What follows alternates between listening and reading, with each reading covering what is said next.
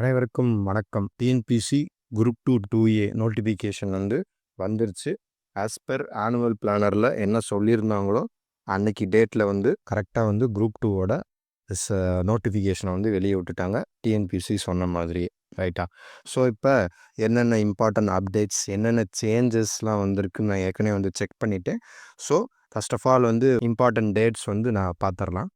Important dates பார்த்தோம்னா இன்றைக்கி notification 15/7/2025 last date. எப்போ நம்ம அப்ளை பண்ணுற டேட்டுனா 13/8 அடுத்த மாதம் 13ஆம் தேதி வரையும் நமக்கு டைம் கொடுத்துருக்காங்க. நல்ல ஒரு 1 மந்த் ஸ்பேஸ் இருக்குது. அண்டு அப்ளிகேஷன் கரெக்ஷன் ஏதாச்சும் கரெக்ஷன் பண்ணுறதா இருந்துச்சுன்னா அது 18/8 20/8 2 நாள் டைம் கொடுத்துருக்காங்க. அண்டு ப்ரிலிமினரி எக்ஸாம் அப்படியே சொன்ன மாதிரியே 28/9 September 28 2025 timing morning 9:30 to 12:30. Okay. Date of mains examination result வந்ததுக்கப்புறம் ப்ரிலிமினரியோட ரிசல்ட் வந்ததுக்கப்புறம் சொல்லுவாங்க. அதை நம்ம அப்புறமா செக் பண்ணிக்கலாம். ரைட். ஓகே.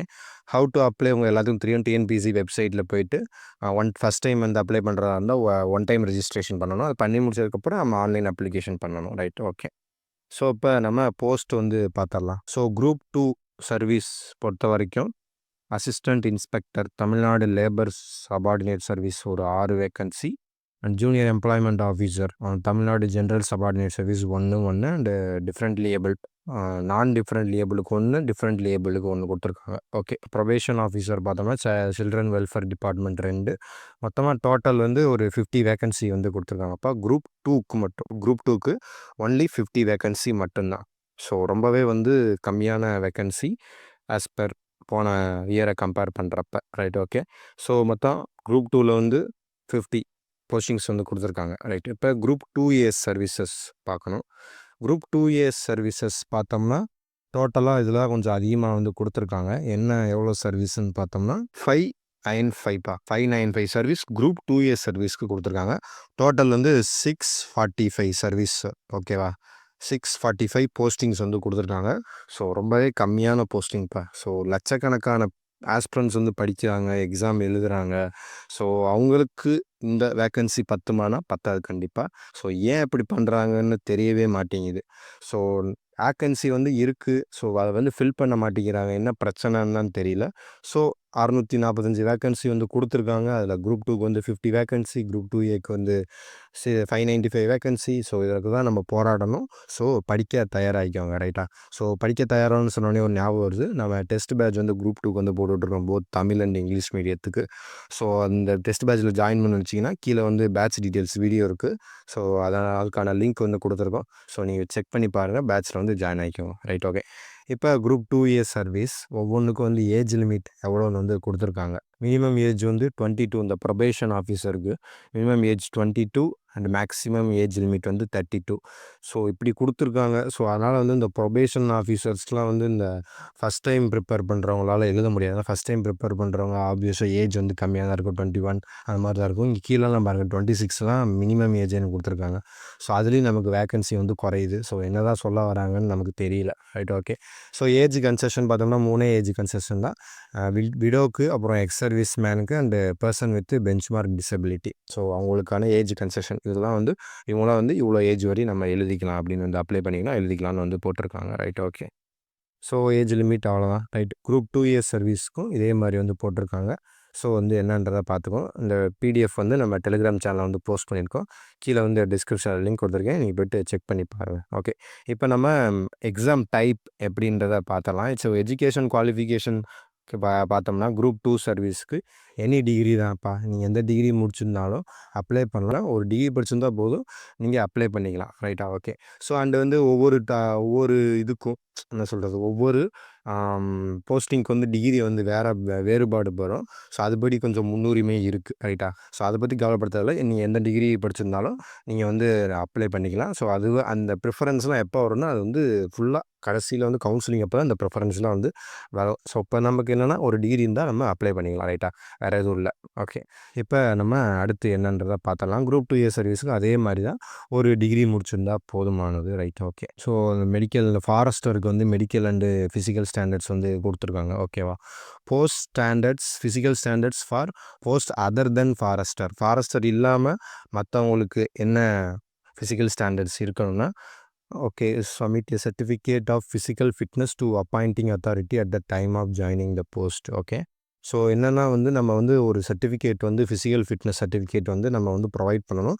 எப்போனா வந்து போஸ்ட்டில் வந்து ஜாயின் பண்ணுறப்ப. அவ்வளோதான். ரைட். ஓகே. இப்போ physical standards for the post of forester. ஃபாரஸ்டருக்கு என்ன ஃபிசிக்கல் ஃபிட்னஸ் இருக்கணும்னா, ஸோ ஹைட் வந்து other than scheduled tribes scheduled tribes தவிர மற்றவங்களுக்கு எப்படி இருக்குன்னா 163 + 152. ஷெட்யூல் டைப்ஸ் வந்து 152 இருக்கணும். ஷெட்யூல் டைப்ஸ் இல்லாதவங்களுக்கு 163 மேல் கேண்டிடேட்டுக்கு.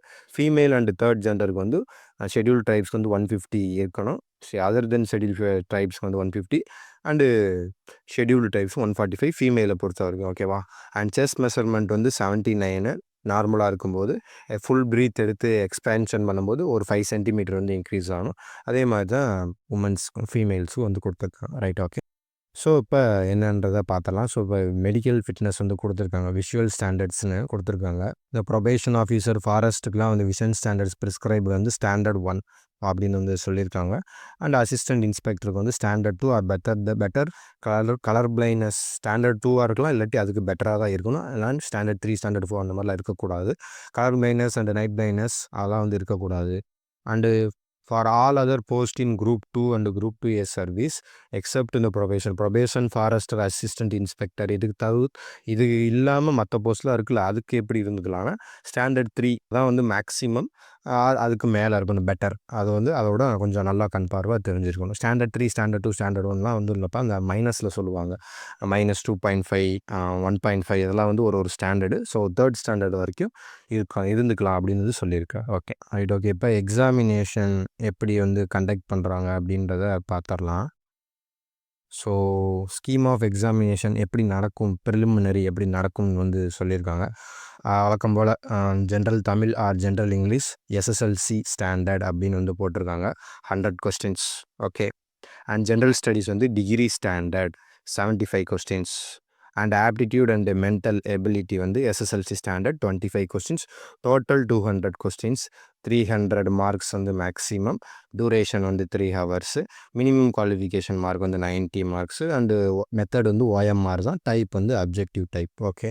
ஸோ எல்லாமே வந்து தெரிஞ்சது தான். ரைட்டா. ஸோ அதே தான், வேறு எந்த சேஞ்சஸ் இல்லை. குரூப் 2Aல மட்டும் மெயின்ஸில் வந்து சேஞ்ச் பண்ணியிருக்காங்க. அது என்னன்றதை சொல்கிறேன். ஓகே. ப்ரிலிம்ஸ் வந்து இப்படி தான் நடக்கும். ரைட்டாக பார்த்துக்கிட்டிங்கன்னா தெரியும். 200 கொஸ்டின் அதில் வந்து ஒரு 150க்கு மேலே போட்டாலே ப்ரிலிம்ஸ் வந்து கிளியர் ஆகிட்டு மெயின்ஸ் வந்து போயிடலாம். So okay. இப்போ mains examination for group 2 exam. Group 2க்கு எப்படி மெயின்ஸ் எக்ஸாம் நடக்கும் அப்படின்னு பார்த்தோம்னா, ஃபஸ்ட் எடுத்தோன்னே பேப்பர் 1 அதில் தமிழ் எலிஜிபிலிட்டி டெஸ்ட்டு எஸ்எஸ்எல்சி ஸ்டாண்டர்ட்னு போட்டிருக்காங்க. 100 marks, 3 hours, 40 minimum qualification mark for எல்லா கம்யூனிட்டிக்குமே, ஆல் கம்யூனிட்டிக்குமே வந்து 40 மார்க்ஸ் தான். ஸோ இந்த 100 மார்க்கில் நீங்கள் 40க்கு மேலே எடுக்கணும். டிஸ்கிரிப்டிவ் டைப்பு 100 மார்க்குக்கு மேலே 100 மார்க்குக்கு 40 மார்க்குக்கு மேலே எடுத்தால் உங்கள் பேப்பர் 2 வந்து வேலிடேட் பண்ணுவாங்க. ரைட்டா. ஸோ தமிழ் வந்து ஒரு குவாலிஃபிகேஷன் பேப்பர் மட்டும் தான். 40 மார்க் எடுத்துட்டாலே போதுமானது. ரைட். ஓகே. இப்போ பேப்பர் 2 ஜென்ரல் ஸ்டடீஸ்ப்பா. ஜென்ரல் ஸ்டடீஸ் டிகிரி ஸ்டாண்டர்ட்னு போட்டு மேக்ஸிமம் மார்க் வந்து 300 மார்க்கு எழுதணும்ப்பா. உட்காந்து ஹேண்ட் ரிட்டனாக உட்காந்து எழுதணும். 3 ஹவர்ஸ் தான் நமக்கு time. So minimum qualification mark 90 mark. Okay. இது டிஸ்கிரிப்டிவ், ரெண்டுமே வந்து டிஸ்கிரிப்டிவ் தான். 300 மார்க்குக்கு நீங்கள் எவ்வளோ மார்க் வாங்குறீங்களோ அதை பொறுத்து உங்களுக்கு வந்து போஸ்டிங் வந்து போடுவாங்க. ரைட். ஓகே. இப்போ main examination for group 2A service இதில் தான் வந்து சேஞ்ச் பண்ணியிருக்காங்கப்பா. ஏன்னா ஃபஸ்ட் எடுத்தோன்னே வந்து என்னென்னா பேப்பர் 2வில் இருந்த தமிழ் லாங்குவேஜ் வந்து எடுத்துட்டாங்க. ஸோ அதான் வந்து இங்கே வந்து தமிழ் இல்லை இங்கிலீஷ் இருந்துச்சு. அதை வந்து தூக்கிட்டாங்க. போன குரூப் 2A மெயின்ஸில் வந்து பிரச்சனையாச்சு. தமிழ் வந்து ரொம்ப கஷ்டமாக கேட்டாங்க, இங்கிலீஷ் வந்து ஈஸியாக கேட்டாங்க அப்படின்னு வந்து பிரச்சனையானனால ஸோ அதை கருத்தில் கொண்டு இதை வந்து மாற்றிருக்காங்கன்னு நம்புவோம். பார்ப்போம் எப்படி கொஷின்ஸ்லாம் வருதுன்னு. ஓகே. இப்போ பேப்பர் 1 பார்த்தோம்னா இதே அங்கே 2வில் பார்த்த மாதிரி 2Aக்கும் பேப்பர் 1 மெயின்ஸில் வந்து தமிழ் எலிஜிபிலிட்டி எஸ்எஸ்எல்சி 100 மார்க்கு 3 மணி நேரம் 40 மார்க் வந்து நீங்கள் எடுக்கணும். டிஸ்கிரிப்டிவ் டைப் தான். ரைட்டு. ஓகே. ஸோ இதில் நீங்கள் 40 மார்க் எடுத்துட்டிங்கன்னா அடுத்து பேப்பர் 2 தான் வந்து உங்களுக்கு ஜிஎஸ் அண்டு இன்டெலிஜென்ஸ் அண்டு ரீசனிங்ப்பா. ஓகேவா. ஃபுல்லாக வந்து டிகிரி அப்புறம் வந்து SSLC standard 150 mark questions 150 questions வந்து ஜிஎஸ்ல கேட்குறாங்க. 50 கொஸ்டின்ஸ் வந்து மேக்ஸ்லேருந்து கேட்குறாங்க. ஆக மொத்தம் 200 கொஸ்டின். இந்த 200 கொஸ்டினில் நீங்கள் எவ்வளோ வாங்குறீங்களோ அதை பொறுத்து உங்களுக்கு குரூப் 2A சர்வீஸ் வந்து கிடைக்கும். ஸோ இதுவும் 3 hours 90 minimum qualification mark. And புதுசாக வந்து இங்கே சிபிடி கொடுத்துருக்காங்க. சிபிடினா கம்ப்யூட்டர் பேஸ்டு டெஸ்ட்டு. பேங்கிங் எக்ஸாம்லலாம் வந்து கம்ப்யூட்டர் பேஸ்டு டெஸ்ட் தான் வந்து நடக்கும். எப்படின்னா வந்து ஒரு போர்ட்டல் வந்து ஓப்பன் ஆகும். ஸோ அதுக்குள்ளே போயிட்டு ஒவ்வொரு போர்ட்டலாக வந்து ஓப்பன் ஆகிட்டே இருக்கும். இப்போ அவங்களுக்கு வந்து தனியாக இங்கிலீஷ் தனியாக ஒரு போர்ட்டல், ரீசனிங் தனியாக ஒரு போர்ட்டல், ஆப்டிடியூட் தனியாக ஒரு போர்ட்டல் நடக்கும். பேங்கிங் எக்ஸாம்லாம் அப்படி தான் நடக்கும். ஸோ நமக்கு எப்படி நடக்கும்னா ஜிஎஸ் தனியாக ஒரு போர்ட்டல், அதை முடிச்சுட்டு மேக்ஸ் போகணும். இல்லாட்டி மேக்ஸ் ஃபஸ்ட்டே வந்து 50 கொஷின் போட்டுட்டு அதுக்கப்புறம் ஜிஎஸ் போகும். ஸோ இந்த மாதிரி வந்து இப்படி தான் கம்ப்யூட்டர் பேஸ்டு டெஸ்ட் வந்து நடக்கும். ஸோ இது வந்து எப்படி சாத்தியம்னு தெரியல. ஆனால் வந்து பண்ணலாம். கொஞ்சம் பெரிய ஸ்கூல்ஸ் அந்த மாதிரி தான் பண்ண முடியும். ஏன்னா வந்து அங்கே தான் வந்து கம்ப்யூட்டர் ஃபெசிலிட்டிஸ் வந்து நல்லபடியாக வச்சுருப்பாங்க. ஸோ ஆப்வியஸாக வந்து மெயின்ஸ் எக்ஸாம் எழுத போகிறவங்க கம்மியான பேர் தான், ஒரு 2000 இல்லாட்டி 3000 பேர் தான் எழுதுவாங்க மெயின்ஸ் எக்ஸாம். ஸோ வந்து கவர்மெண்ட் வந்து பண்ணிடுவாங்க. அதில் எந்த விதமான மாற்று கருத்தும் இல்லை. ஸோ மற்றபடி வேறு எதுவும் இல்லைப்பா. போஸ்டிங்ஸ் வந்து 645 போஸ்டிங்ஸ் தான். ஸோ மற்றபடி ஹவு டு அப்ளை எல்லாமே வந்து போட்டிருப்பாங்க. சிலபஸ் வந்து ஏற்கனவே வந்து போட்டது தான் ரைட்டா. ஸோ அதில் எந்த விதமான இதுவும் இல்லை. ஸோ ப்ரிலிமினரி எக்ஸாமினேஷன் எங்கெங்கே நடக்கும் அப்படின்றத போட்டிருக்காங்க. அரியலூர் டிஸ்ட்ரிக்டில் 2 இடம் தான், அரியலூர், உதயபாளையம் அப்படின்னு வந்து போட்டிருக்காங்க. ஸோ இதே மாதிரி ஒவ்வொரு டிஸ்ட்ரிக்கும் வந்து எங்கெங்கே நடக்கும் அப்படின்னு வந்து போட்டிருக்காங்க. ஸோ அதை நீங்கள் செக் பண்ணிக்கோங்க. நீங்கள் அப்ளை பண்ணும்போது இந்த டிஸ்ட்ரிக் தான் வந்து காமிக்கும். இந்த டிஸ்ட்ரிக்டில் இந்த இடங்கள் தான் காமிக்கும். ஸோ உங்களுக்கு எது பக்கம் நியராக இருக்கோ அதை வந்து நீங்கள் சூஸ் பண்ணிக்கணும் ரைட்டா. சூப்பர். ஓகே, வேறு என்ன? இப்போ சிலபஸ் வந்து பார்த்தலாம். சிலபஸில் வந்து அதே சிலபஸ் தான் வந்து ப்ரொவைட் பண்ணியிருப்பாங்க ரைட்டா. மெயின்ஸ் எக்ஸாமினேஷன் எங்கெங்கெல்லாம் நடக்கும் ஃபார் குரூப் 2 சர்வீஸ். குரூப் 2 சர்வீஸ்க்கு மெயின் எக்ஸாம் எங்கே நடக்கும்னு பாருங்களேன். ஸோ இது வந்து கொஞ்சம் பெரிய ஊர் தான். இப்போ சென்னை, கோயம்புத்தூர், மதுரை, திருச்சி, திருநெல்வேலி, சேலம், வேலூர். ஸோ இந்த 7 இடத்துல தான் வந்து குரூப் 2க்கான மெயின்ஸ் எக்ஸாம் வந்து நடக்கும்ப்பா ரைட்டா. Super. And group 2 and 2A சர்வீஸில் தமிழ் எலிஜிபிலிட்டி டெஸ்ட் இருக்குல்ல, ஸோ அது வந்து எங்கே நடக்கும்? பேப்பர் 1 இருக்குல்ல, ஸோ அது வந்து எல்லா டிஸ்ட்ரிக்ட்லுமே நடக்கிற மாதிரி தான் போட்டிருக்காங்க. 38 டிஸ்ட்ரிக்ட் இருக்குது. 38 டிஸ்ட்ரிக்ட்லுமே இந்த பேப்பர் 1 வந்து நடக்கும்ப்பா ரைட்டா. ஸோ அதை வந்து செக் பண்ணிக்கோங்க. சூப்பராக. And paper 2 of the group 2A service வந்து 38 மாவட்டத்தில் நடக்கும். நல்லா நோட் பண்ணிக்கோங்க. குரூப் 2 வந்து மெயின்ஸ் எக்ஸாம் வந்து ஒரு 7 மாவட்டம் தான் வந்து போட்டிருக்காங்க ரைட்டா, குரூப் 2க்கு வந்து. ஆனால் குரூப் 2A பேப்பர் 1 வந்து எல்லா மாவட்டத்துலையும் நடக்கும். குரூப் 2A பேப்பர் 2 வந்து எல்லா மாவட்டத்துலையும் நடக்கும் ரைட்டா. சூப்பர். ஓகே, உங்களுக்கு வந்து புரிஞ்சிருக்கும்னு நம்புகிறேன். ஸோ இந்த வீடியோ வந்து ஃபுல்லாக வந்து பார்த்துருந்தீங்கன்னா உங்களுக்கு எல்லா விதமான டவுட்ஸும் வந்து கிளியர் ஆகிருக்கும். ஸோ நம்ம டெஸ்ட் பேட்சில் வந்து ஜாயின் ஆகணும்னு நினைக்கிறவங்க ஜாயின் ஆகிக்கோங்க ஓகேவா. ஸோ பேட்ச் டீட்டெயில்ஸ் வீடியோ ஃபுல்லாக பார்த்துட்டு உங்களுக்கு ஓகேண்ணா நல்லபடியாக வந்து ஜாயின் பண்ணுங்கள். நாங்கள் என்ன படித்தோமோ அதைத்தான் வந்து உங்களுக்கு நோட்ஸாக வந்து ப்ரொவைட் பண்ணிகிட்ருக்கோம். ஒரு டாபிக் எடுத்துக்கிட்டிங்கன்னா டாப் டு பாட்டம் வந்து நீங்கள் படிக்கிற மாதிரி வந்து ஃபுல்லாக வந்து ப்ரொவைட் பண்ணிடுவோம் ரைட்டா. நோட்ஸ் கொடுத்து டெஸ்ட் வைக்கிறது நாங்கள் கரெக்டாக வச்சிரும். படிக்கணும், டெய்லியும் படிக்கணும், கன்சிஸ்டண்ட்டாக படிக்கணும். அதான் வந்து உங்கள் வேலை ரைட்டா. ஸோ படிக்க மறக்காதீங்க. குரூப் 4 இப்படி ஆயிடுச்சு, கஷ்டமாக கேட்டாங்க, எங்களால் ஒன்றுமே பண்ண முடியல சார், அதுலேருந்து வெளியே வர முடியல சார், அப்படிலாம் அதெல்லாம் இருக்க தான் செய்யும். ஸோ அதையும் மீறி தான் நம்ம அடுத்த எக்ஸாமுக்கு வந்து ப்ரிப்பேர் ஆகணும். ஸோ யாரும் நமக்காக வெயிட் பண்ண மாட்டாங்க. எல்லோரும் அவங்கவுங்க வேலையை பார்த்துட்டு எல்லாம் ஓடிட்டே தான் இருப்பாங்க. ஸோ நீங்களும் ஓட தான் இருக்கணும். உட்காந்து சோர்ந்து போய் உட்காந்துடக்கூடாது. ஸோ அதான் என்னோட கருத்தாக இருக்குது ரைட்டா. ஸோ அவங்க வந்து நம்மளை காப்பாற்றுவாங்க, இவங்க வந்து நம்மளை காப்பாற்றுவாங்க அப்படின்னு நம்ம இருக்கவே கூடாது எப்பயுமே. ஸோ நம்மளால் என்ன முடியும் அப்படின்றதான் முக்கியம். ஸோ இப்படி ஆகிப்போச்சுன்ட்டு உட்கார்றது சுத்த வேஸ்ட்டு தான் நான் சொல்லுவேன். புரியும், கஷ்டமாக தான் இருக்கும், என்ன பண்ணுறது. ஆனால் நடந்ததை மாற்ற முடியாது. இனி நடக்க போகிறத நம்ம பக்கத்தில் வந்து கொண்டு வர முடியும். ஸோ அதுக்கான எஃபோர்ட் வந்து நீங்கள் போட்டு முடிக்கணும். ஸோ அதான் என்னோடய விஷ் ரைட்டா. குரூப் 2A மெயின்ஸில் பெரிய பஞ்சாயத்தாக இருந்த அந்த லாங்குவேஜை வந்து தூக்கிட்டாங்க. ஸோ அது வந்து ஒரு நிம்மதி பெருமூச்சு விடலாம். குரூப் 2 ப்ரிலிம்ஸில் மட்டும்தான் இப்போ இந்த தமிழ் இங்கிலீஷ் இருக்குது. ஸோ இப்போ குரூப் 4லேயுமே இப்போ தமிழ் இங்கிலீஷு எல்லாமே சேர்த்து கஷ்டமாக தான் கேட்டிருக்காங்கண்ணா.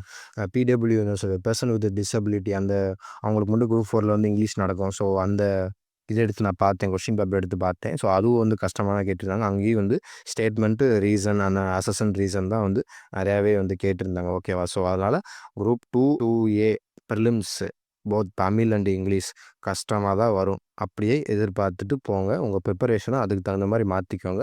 ஜிஎஸ்ல அதிக ஃபோக்கஸ் பண்ணுங்க.